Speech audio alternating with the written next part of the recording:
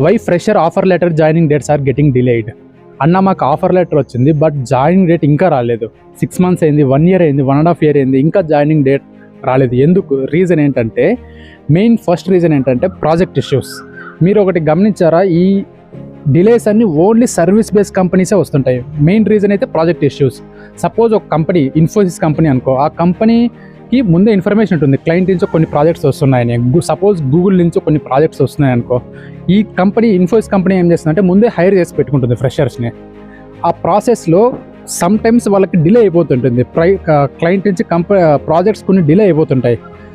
ఆ డిలే అవ్వటం వల్ల కొన్ని 3 monthsలో రావాల్సిన ప్రాజెక్ట్స్ అన్ని కొన్ని 6 monthsకి వెళ్ళిపోతుంటాయి. 1 year, 1.5 year కూడా వెళ్ళిపోతుంటాయి. మిమ్మల్ని హైర్ చేసుకొని ఊరికే బెంచ్లో పెట్టేసుకొని శాలరీస్ ఇవ్వలేరు కదా. సో ఆ ప్రాజెక్ట్స్ వచ్చే వరకు వెయిట్ చేసి ఆ తర్వాత ఆఫర్ లెటర్ రిలీజ్ చేస్తారు.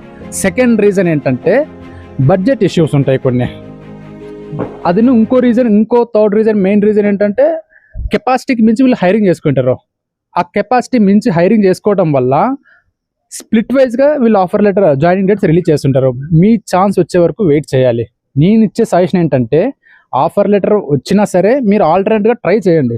కొన్ని కంపెనీస్ కొన్ని అయితే డిలే చేస్తాయి, బట్ ఆఫర్ లెటర్ అయితే వచ్చేస్తాయి. 90% మీకు జాయినింగ్ డేట్ అయితే వచ్చేస్తుంది. బట్ అంతవరకు వెయిట్ చేయాల్సి వస్తుంది. కొన్ని అయితే చాలా డిలే అయిపోతుంటాయి, 2 years కూడా అవుతుంటాయి. అంతవరకు మీరు వెయిట్ చేయలేము అనుకుంటే ఆల్టర్నేట్గా వేరే కంపెనీకి ట్రై చేస్తూ ఉండండి.